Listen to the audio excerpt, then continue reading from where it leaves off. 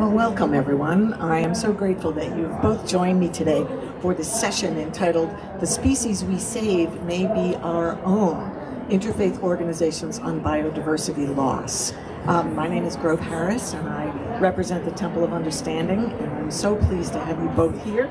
Reverend Lauren Van Ham, the Climate Action Coordinator of URI, and Emily Echevarria, the Director of Climate Action for the Parliament of World Religions.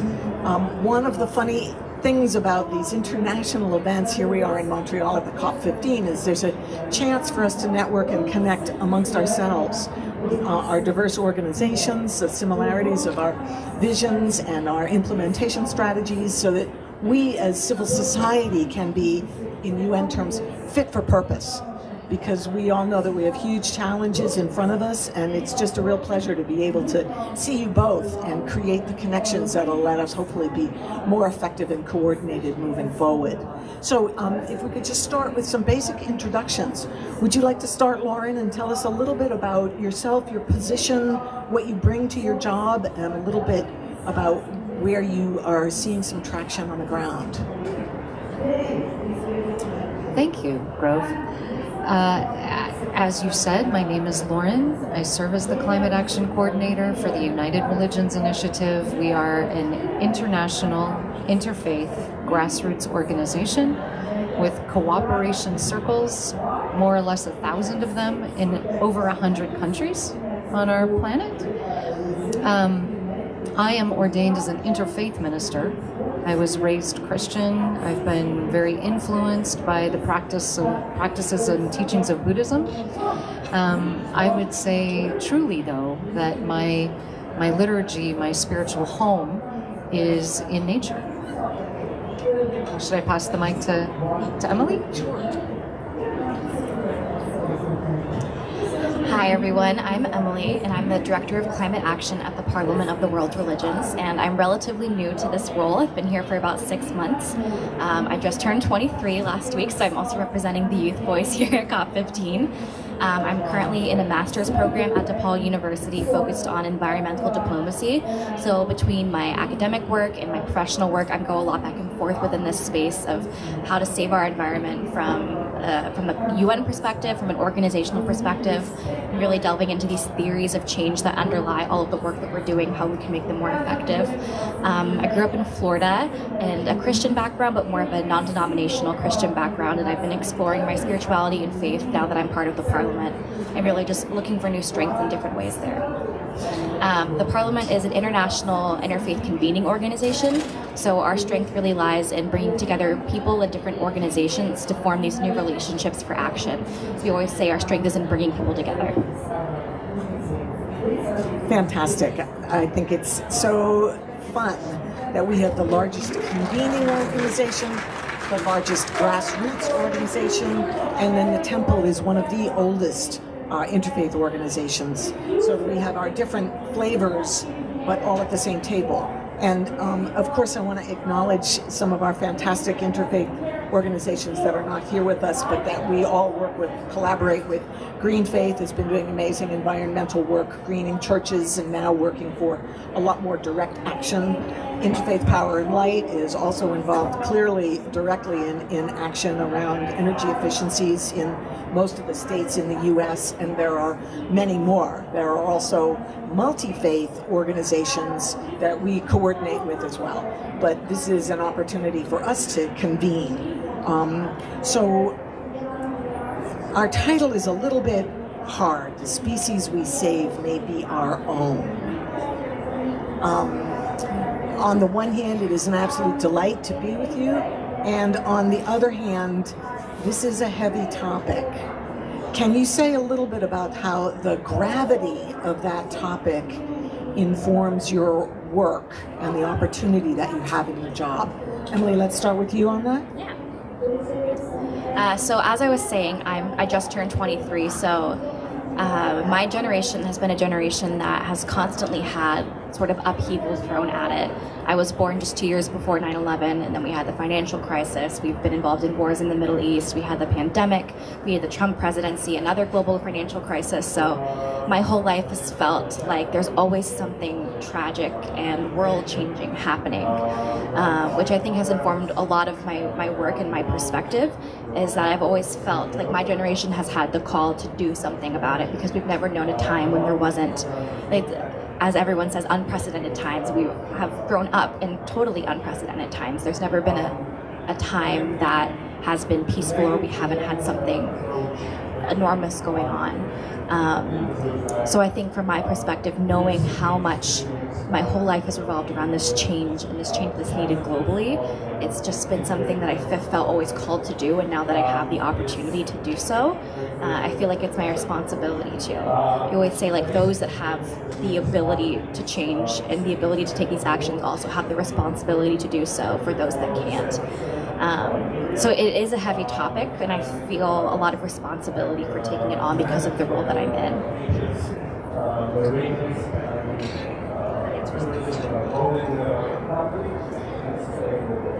There's a lot of theology behind this question, if one wants to read it that way. Who are we saving? Who needs to be saved? Who is doing the saving?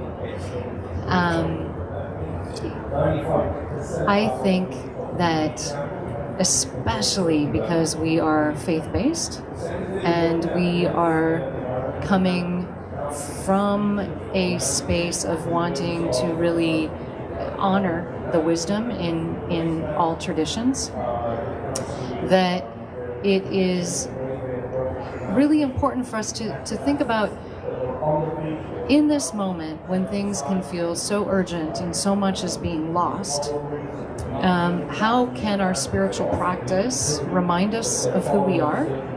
And how might our spiritual practice, in even a minute-to-minute way, allow us to be intimate with who we are as a person, how that relationship connects us to other beings, that like this relationship, and then maybe similar to the way that when we get on an airplane we hear this phrase, put on your own oxygen mask so that you might help the next person put theirs on. Are our religious traditions a way for us to think about how we're getting our oxygen masks on so that we can be thinking clearly to be with others who are also trying to breathe? I wonder, Grove, how you might answer this question and what you would bring to this. Thanks. I put the word save in the title because it's commonly used. But when I think about it I think about it in a way from a selfish perspective, that I am, from my own faith tradition, embedded in nature. My body belongs to nature. The air that I breathe, the water that I drink, the energies that I draw from the earth, the spirituality that I get from working on a small piece of property where I know the trees talk to each other. I know that from direct experience and from 60 years of intimacy with that place. And I agree with you that intimacy with self is part of it. That I don't think there's, like, separating ourselves from nature is not the pathway.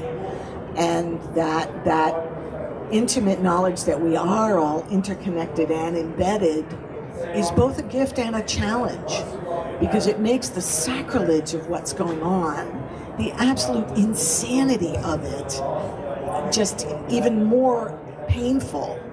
And yet then the intimacy is of joining with others, convening, and still finding ways to celebrate. But there is also a profound, in a way, loneliness at seeing incredible amounts of consumption and destruction and incredible amounts of obfuscation and discussion without the understanding that action has been needed so direly for so many decades, and we're still talking about it. I know that I got relief when the UN headquarters in New York stopped single-use plastics. And that meant simple but wonderful things, like if you wanted to have yogurt for lunch, you bought it in a glass jar. And when I was a kid, we had Welch's grape juice came in glasses, essentially, that had lovely, fun cartoon images on the outside, and they were completely intended to be served as glassware after you finished with it. And then that practice stopped for 40 years, and now Life Alive restaurants are using mason jars as the glasses because some of the practices are not complicated. We've just let go of them, and we've fallen into a fast-paced, corrupt, overly sugarified, I want it now philosophy in violation of ourselves. So that's hard. Thank you for, this is part of why I wanted to have this session, is to really talk with you all about some of the challenges that we have, and then the opportunity of Interfaith is partly to join in with all others and enjoy the diversity of faiths and the diversity of the resources that are brought to the table. But we also need room to bring in the depth of the challenges as they're most intimately felt within those as well.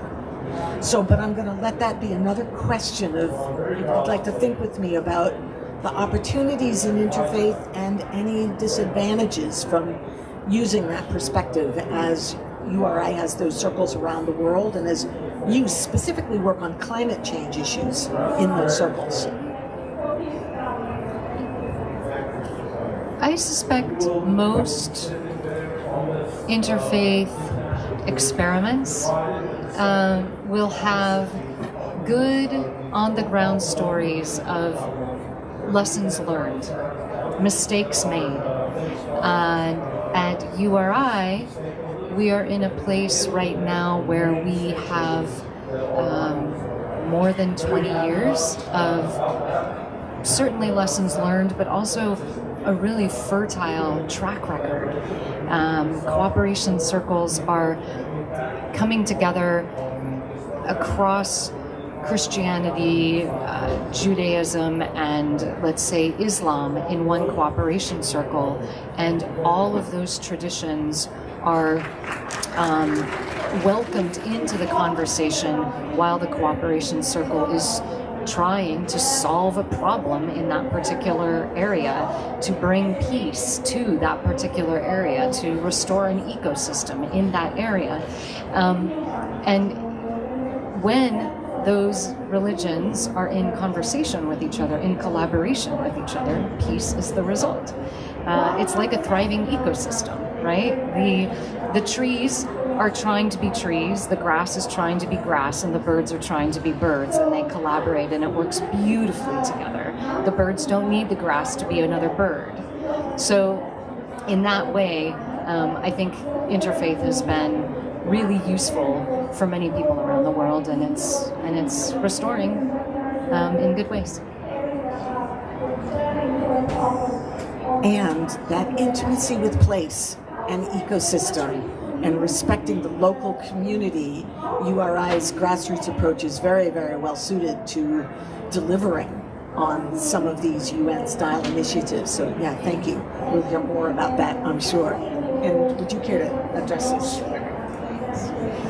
Yeah, so I think there's a lot of value in interfaith work. For those of us who are in it, to be promoting interfaith conversation to the outside world, to show them like we're showing up to these things and we're doing good work.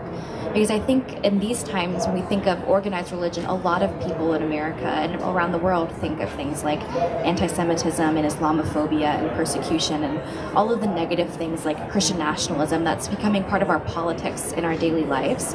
I think it's hard to think it's hard for people to imagine the good things that can still come from these interfaith conversations and sharing these differences. So I think it's really important that we do occupy this space and show the good things that come when we actually do embrace each other, that I think a lot of people are kind of rejecting right now. So showing that like it's good for us to work together, and we can still work together and find these similarities. I think it's important to show people when sometimes our society is saying the exact opposite. And to relish some diversity while we're doing it and create some spaciousness. Yeah, thanks for that. Would you care to say just a little bit more about youthful spaciousness, identity issues, belonging, religious faith, any of that kind of issues that your generation brings to the table thinking about interfaith work?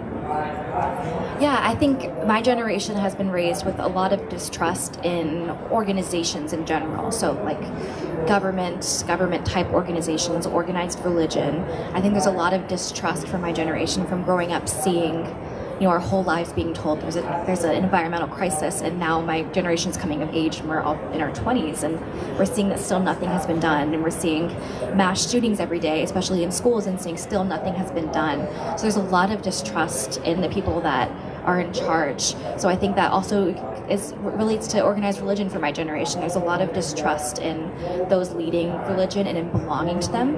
There's a lot of issues of belonging in general, of not wanting to identify with a specific religion or gender or sexual orientation.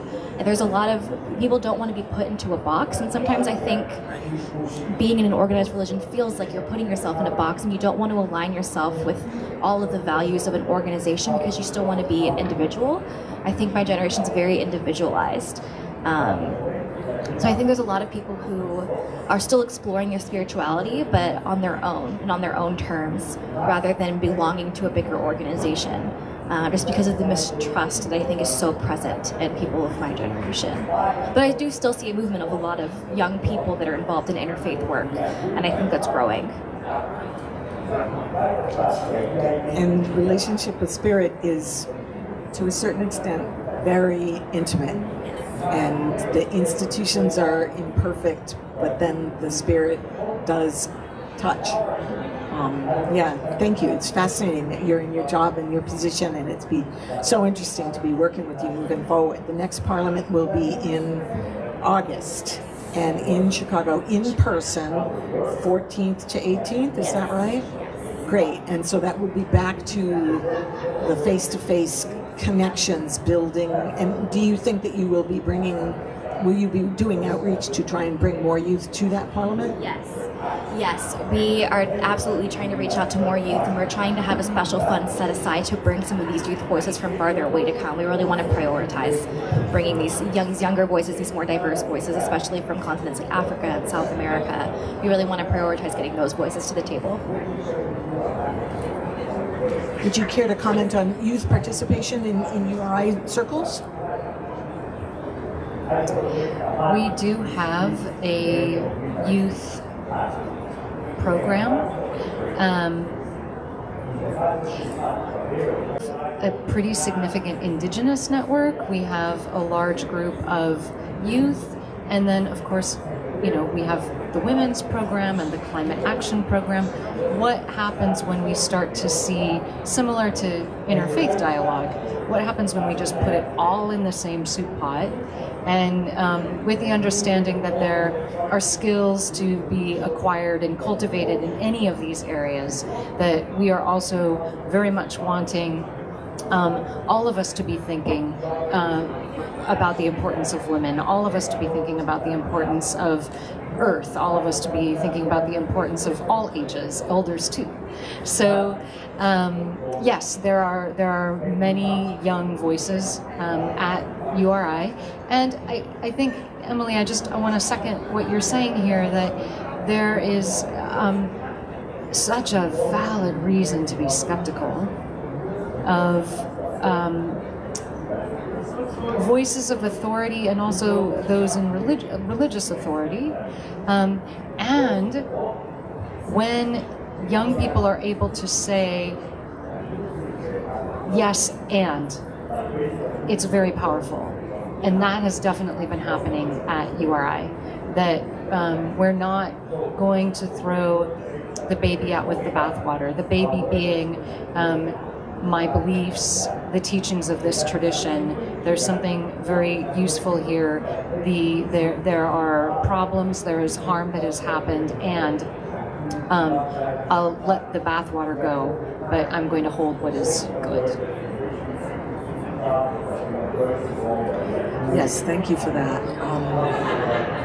And we are at a time, I think, where on the one hand, for example, the Temple of Understanding has youth internships and brings a cohort of young people each year to the United Nations to have that experience and to develop their sense of themselves as civic leaders with potentially global influence. And developing that leadership and listening to young people is critical. At the same time as I'm agreeing with what you're saying, that we want everybody to be in the same situation of speaking to each other and both bringing, like older generations can't get off the hook for the mess that is out there, and yet welcoming inspired vision from young people who can look at it and just say, excuse me? Like, why did you get entrenched in that? And let's change it this way. So that we do have a kind of all of society approach is really important. And also things like women's issues are not just women's issues. Let's face it, really, violence against women is a men's issue. So it's important for these things to be addressed, by everyone, and they impact everyone. If we're thinking about the most marginalized, the populations that are most at risk, the rest of us have responsibility to look at the systemic factors and to listen to those who are most impacted, but also to say there's drivers of that and we're all responsible. And I do think that's one of the things with faith-based folks. We're interested in being responsible, and we know that there's help beyond our immediate selves, and that there's some help for guiding through the emotions to say, wow, if that's tough, I have resources. I can go to the earth. I can go to my sisters in other organizations and say, what's working, what's not. And so let's talk a little bit about the United Nations as a place of work. I've been with the Temple of Understanding for, oh my goodness, it's 10 years now, 11, 12, maybe more than 10 years now. And one of the first pieces of major work I did is in collaboration with so many others and wonderful folks of faith, is work to have the human right to water declared as part of the SDGs. And that was an incredibly difficult process. It involved so much lobbying and so much effort, and wouldn't have been possible without a real cohort of friends to be working with. And we actually created postcards that talked about really a human rights litmus test that anyone who wanted to potentially do extractives would need to answer to say whether they actually had a right to do it. And the bottom line is, if you harm others, it's not okay.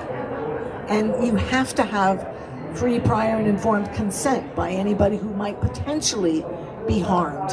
And these principles are still in place.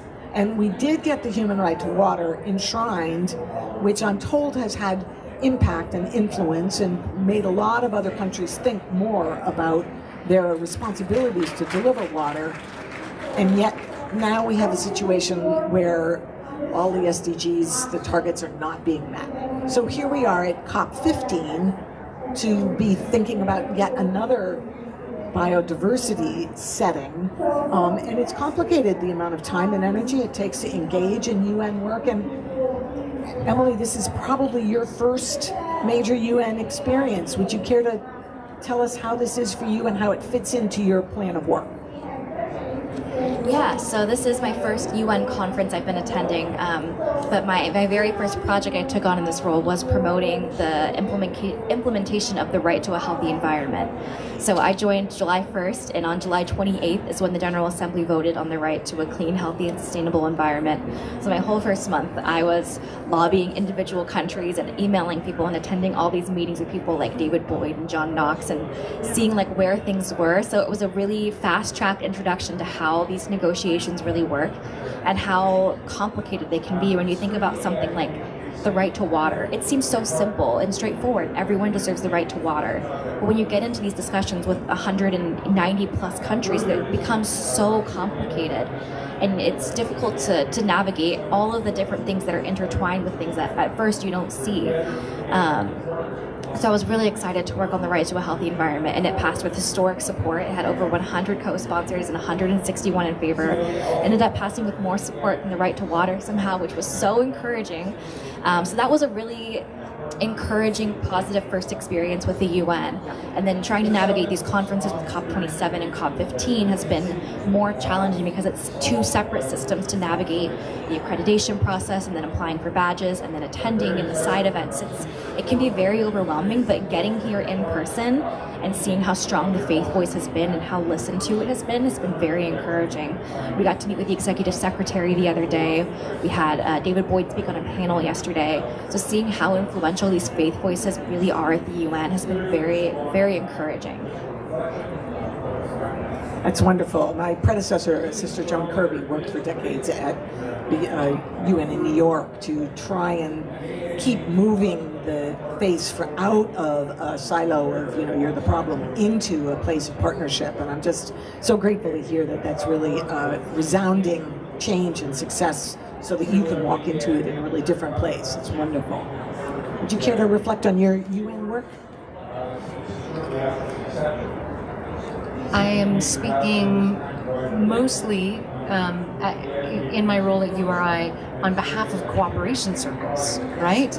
And these cooperation circles, many of them have found so much guidance in the 17 SDGs. They have been really useful in thinking through the kind of interlocking aspects of what a healthy life on planet Earth might look like. That, we are living a healthy life when we are also thinking about life below water, or life in water, and clean and affordable lives and jobs and cities, right? That we really kind of see all of these things as interconnected. And so that has been incredibly helpful for many of the cooperation circles.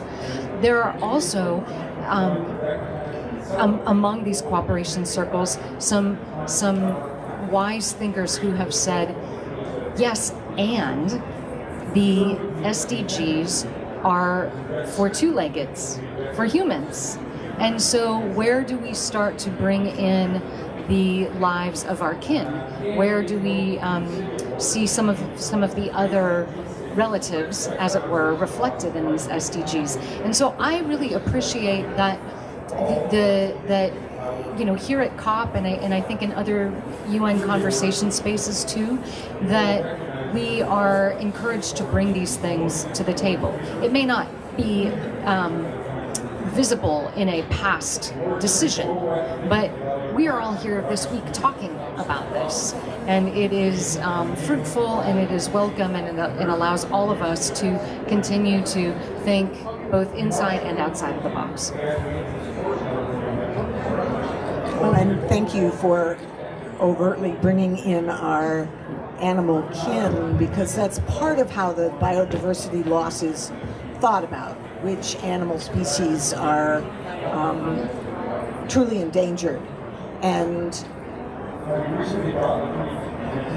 I know for myself it's been painful to learn about things like rhinos, who are an endangered species, wanted so much for their horns, and that I understood that a ranger was actually in South Africa killed for his work, and that there's a way that being rangers is now becoming more and more militarized because the poachers are armed.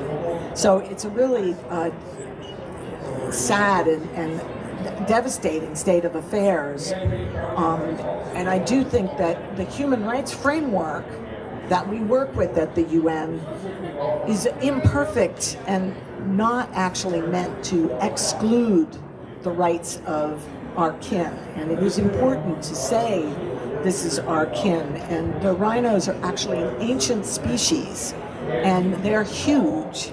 And yet they can start to run at up to 40 miles per hour in a very short time period. And their pathways created travel roads in antiquity across Africa. So I think that for us to be able to come in a respectful way to see what our animal kin have historically offered and in a contemporary way offered. I also do some work with horseshoe crabs, and they are one of the most ancient species as well, and they are harvested for their blood, which offers it's used to test blood for transfusions around the globe. This is like a very profound, essential medicinal purpose that they offer. They also have eyes that have been studied to create the optics that we now rely on. And when we think of them as a simple crab that is low life, we are the ones missing out in terms of respect. So I'd like to offer you, both of you, a chance to think about animals that you have resonated with and some personal senses of what the loss might look like, and you look like you'd really like to address that. Great, Emily, thank you. No, I have a couple of thoughts that have been brewing. So I think first of all, I grew up with horseshoe crabs, and right off the coast of Florida, I lived on like a barrier island, so they're everywhere. And I think when you think about a horseshoe crab, it's a species that truly has not evolved for millions of years. It's existed as it is. Evolution is for a purpose, to get better. So if it hasn't evolved in over a million years, that is like the peak species. Like, it is perfect the way it is. And I think we have so much to learn from animals like that. And sharks have existed for millions of years without a lot of evolution. There's so much we can learn from them if only we think about them for a purpose other than like capitalism and extraction. I think they have so much more to offer us. I've just come from taking a class in Tanzania for my master's program, and I was in the Arusha and Manyara regions in northern Tanzania and all of the national parks and game reserves. And the two guides I was with have been in the industry for 30 to 40 years, and to be a guide in Tanzania is a very thorough process. You have to go to school for over 3 years. You have to really study all the animal species because it's about conservation and knowing all the biology as well. They take it very seriously. So I would ask my guides when we go to a new park, like, what was this like when you first started your job, and how have you seen these populations change? So the first park we went to is called Tarangire, and it's called the Sanctuary for Elephants. And it, for decades, has been the home of thousands and thousands of elephants. It's where the most elephants in East Africa are concentrated. And when we were there, we saw 5. And typically they see upwards of 50 a day, which is, I mean, so special for me to see an elephant in the wild, not in a zoo, like in its real freedom, and seeing how it's intended to live. And then also hearing, like, this is just a fraction of what was here even 10 years ago is discouraging. But it's also so valuable to see them in person, to like look them in the eye and to feel the connection, and realizing how connected we are to all of these different animals. We got very lucky, and we watched a sisters of 3 lions hunt and kill a warthog, which our guides were saying they see once every maybe 5 years. And we watched the whole thing and just really like witnessing the circle of life and how far removed we think we are from it, and how far we think we removed from these species are. It's very confronting. And as I was talking about earlier, we have the SDGs that talk about human development, and then we have the IUCN list that talks about like animal and species development, where we have elephants are critically endangered, and something like a cow would be the least concern. But what happens if we talk about sustainable development for animals and for plants? And what happens if we try to place humans on the IUCN list? Like, where would we rank ourselves? Are we an endangered species? And certainly sections of our populations are, like you were saying, indigenous women would very certainly be on the endangered and critically endangered side because of how targeted they are. Wildlife and human rights defenders, and Flint, Michigan, people who haven't had access to clean water in over 5 years. So I think it would be helpful for us to stop putting ourselves and animals into these two separate boxes, even here at the UN, and start thinking about we are animals. We are so closely related, even with our DNA. What happens if we start thinking of ourselves in the same scales as them and like really putting ourselves eye to eye instead of thinking, I don't know, like we're more involved, we're better, but no other species has created such chaos and damage that we have.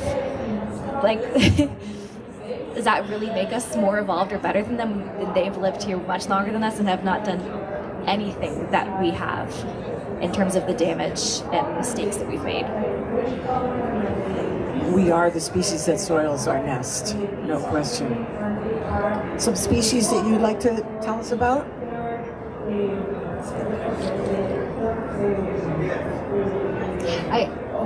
Maybe more than invoking more of them, we could just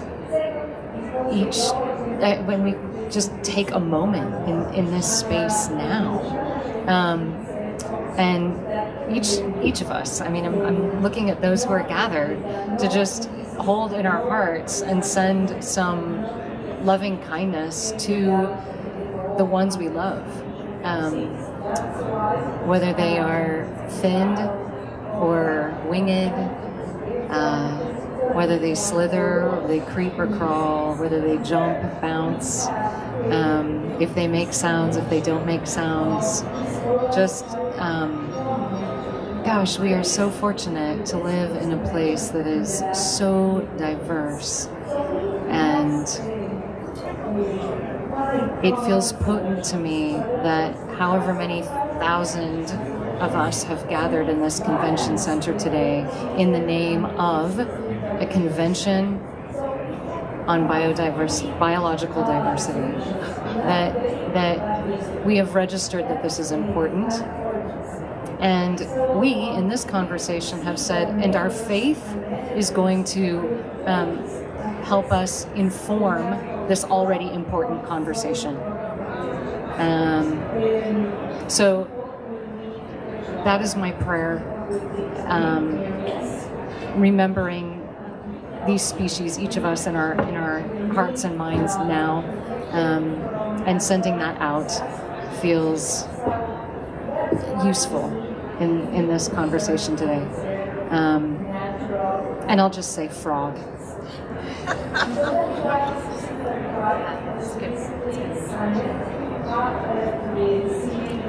Beautiful, beautiful, thank you.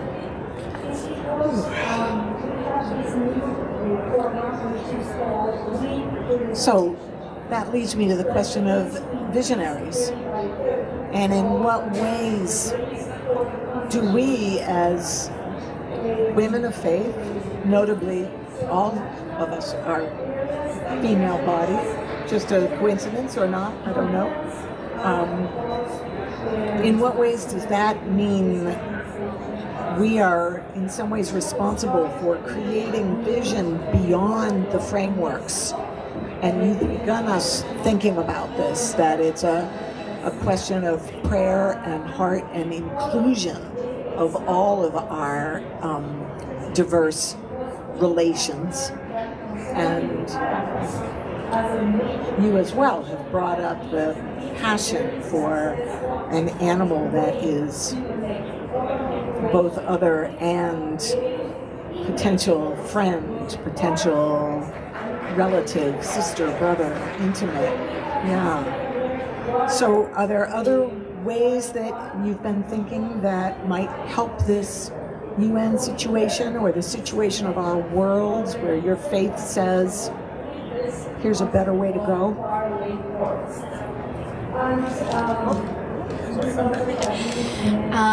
So I would say the power of faith and interfaith conversations is connection. Being able to connect with each other, because we all have faith, and even if it's not the same faith, we all are looking at ourselves and looking beyond ourselves and finding ways to care more about the world around us and to find ways to make these spiritual connections with each other that I think can really empower us in these conversations, so that we're not just talking at each other, but we're in conversation with each other, we're caring about what's happening to each other. I think it provides a good sort of ethical background that we can all talk from. It's like we don't all believe maybe in the same thing, but we all believe that nature is sacred. We all believe that there's an importance to life and to protecting life to a certain degree. Yeah. So I think we all, and by looking at our faiths and having interfaith conversations, it gives us a good place to start with, something we can have as a basic understanding to connect with each other. And in terms of all of us being women, when I was in Tanzania, I was welcomed to a Maasai village in Longido, and we didn't speak the same language. We had a translator that went between English to Kiswahili to Maasai, and there was a sense of kinship, of where we're all women. We're from very different cultures, different areas. We speak different languages, but there's such a universal experience of being a woman, especially of being a woman of faith, that just brings a certain sense of connection and power to it that I think is really important in this space. Especially when we think about, in all these cultures, it's Mother Earth. There's such a power to female roles in these spaces and to female leadership that I think is thankfully growing, but I think that provides a lot of value, especially in interfaith situations. Awesome, thank you. Do you want to jump in on that, or can I add another thread? Okay, I guess for myself, one of the spiritual practices that is key to me is composting. And I like to be able to think about profoundly being able to compost and make good out of whatever is not needed and keep it in the circle and in the cycle. And I use that way of thinking in how I think about the world. And in the UN spaces, sometimes people talk about full life cycle approach. And I think we need more intimacy with what happens in that fertile phase of the dark, where a failure might be transformed into a lesson for a new way to go, or rotted food would become nutrition for the next round of the cycle. And so that's a kind of way of thinking that, in a way, helps me think outside of some of the boxes that I hear here. And I think that we as people of faith need to not hold back in being able to say the economy, which essentially means oikos and our home, is not something that we need to leave to the financial bureaucrats, because they are not thinking outside of capitalism. They are not thinking outside of you must earn the highest interest rate. They are not thinking about we are in that dark phase and we really need to compost what's been going on for a richer future. Otherwise, we are so out of balance that the biodiversity loss may include all of us. So when I think like that, I just want to call everybody of faith, and all women in particular, to not hold back with revisioning what we need in our public sphere. And one thinker who's been really inspiring to me, Jason Hickel has come up with a book, Less is More, How Degrowth Will Save the World. In many settings, people say we can't have degrowth. That will mean we won't have any resources to do anything. And that's ridiculous, because growth is a process that is always happening. But let me just tell you, what needs to grow is recognition of the care economy, because so many of us have parents and family members that need more care than is provided in the current setting. Children need so much care. There's so much growth possible. It just isn't all about money. But he offers, and I want to just share briefly, his emergency brake, it's called, and none of it's rocket science, but end planned obsolescence. I grew up with a washing machine that lasted 20, 30, 40 years.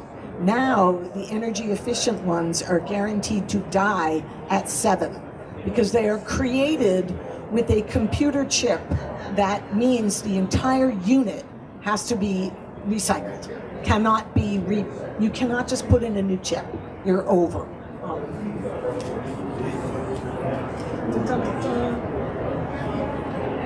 Okay, cut advertising. Let's just say all the money that is driving this promotion around the globe is actually trying to brainwash us and The onslaught on our minds is actually something to take pretty darn seriously. And my thought is it should not be a tax expense. You should not get a break because you've spent so much money trying to promote your product, creating the desire for it. And my point in telling you all this is to have you think about what you already know about what changes outside of the box may be essential. Ending food waste. That is in every conversation key.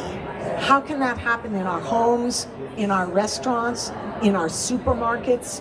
Because the waste is just unspeakably stupid. And it creates methane gas, which is incredibly environmentally destructive. If you're composting it, you know, that's a really good thing. But our agricultural systems are driving this biodiversity loss. And one of the things I love about interfaith work is there are people tackling all of these. We are not hiding in a corner and saying, you know, we are just about faith. We are about how do we apply our faith. Let me get off my ministerial post at that and say, are there any other visionary thoughts that either of you would like to jump on with that? A thought that I had at the beginning of this conversation that I wanted to come back to is we were talking about how when you were growing up, glass jars were what you used, and now we're coming back to them, and it makes me think, it's a silly inspiration, but of Jurassic Park. There's a quote where they said, you know, scientists were so preoccupied with whether or not they didn't stop to think if they should. It's we're so preoccupied with progress for the sake of progress. How can we make this faster, cheaper to produce, more economically productive, that we didn't stop to think about, okay, but what happens to everything else? Just because we can make more money from it, it's faster to produce, you can get it in people's hands faster, it looks cooler. What happens to everything else that's affected by that? Like, is it going to affect our environment? Is it going to affect how people have access to these things? I think there's so many unintended consequences because we were so worried about becoming this high-tech society that we didn't stop to think about all of the benefits of older technology. Like, if it's not broke, don't fix it. Like, it worked. Just because we wanted something more convenient, we put so many people and so many species in jeopardy. And I think there's a lot of value in revisiting past thoughts and things that were working before the Industrial Revolution, when all of these problems started happening, that are great alternatives. If we can just make ourselves a little bit more uncomfortable in our everyday lives, we can do so much good for everyone else. And wouldn't that be more comfortable? Yes. Right? In my heart, it would be much more comfortable. Yeah. In my heart and for my soul, that is much more comfortable to live knowing that there's more equality for everyone and everyone has access to these things. To be a little bit more physically uncomfortable because maybe I can't take as many hot showers or as long as a hot shower as we were talking about earlier, but it means that everyone has access to clean water. It would be a much more comfortable place to live physically and spiritually. I think when we think about degrowth or just de-escalation of this insanity, there are so many things that we can get, including rethinking employment. One of the things I love about working at the UN is I get to hear about amazing, simple ideas. Like, evidently, I think it was a Swedish youth, came up with the idea of creating in your hot shower a right there water recycling function, so that hot water gets the soap and dirt taken out of it and gets reheated slightly so that you can take that long hot shower. Some principles like the full life cycle is important, and planned obsolescence is in some ways criminal. I think that things like the ecocide law give us a chance to do some real truth telling, and that's some of what the UN needs from us, is simple language to cut through what are long negotiations. Here's what Jason put in his book. Scale down ecologically destructive industries. How about that as a good idea, rather than fighting about exactly what we do? We do what we, with common sense, know has got to happen. It's a little scary to me when everyone's waiting for somebody else to make sure that we have to do it, when we all know it really has to be done, and we all have to step out in leadership. So this has been a really delightful conversation. We've got some people in the audience here. If you have a question that you would like to join in on, there's an opportunity for that.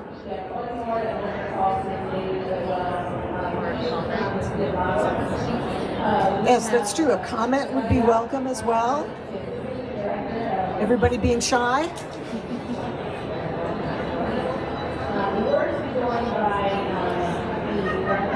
Yes, please. If you'd introduce yourself and take the mic.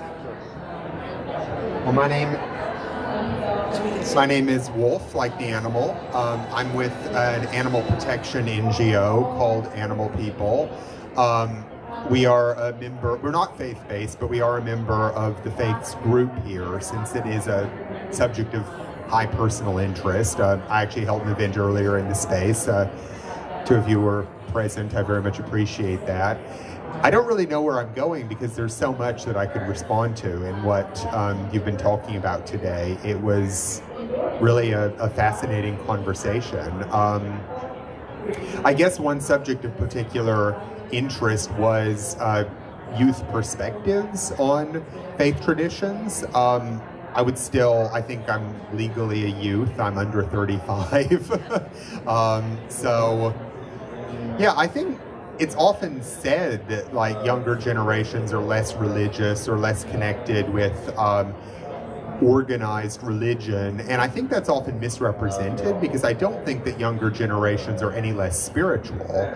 I think that I agree very much. It's a matter of it being more individual driven. It's less about taking a single pre-established religious identity, not questioning that, not deviating from doctrine. I think it's more exploratory, and in some ways I think we're seeing actually the arising of what may become new religious traditions. On TikTok, for example, you have the hashtag witch talk has gotten billions of views, and that hashtag is associated with neo-pagan spiritualities, which I think a lot of young people, young millennials, Generation Z, are really resonating with the idea of exploring ancient religious traditions, whether from their own ancestral roots or from other cultures, often connecting that across many different traditions and developing their own spiritualities and finding other people who share a similar approach. I think that process 100 years from now, we're going to see new faith-based organizations, new lineages of organized religion coming out of that process. So yeah, that's not really a question per se, but it's something I find really interesting. Thank you.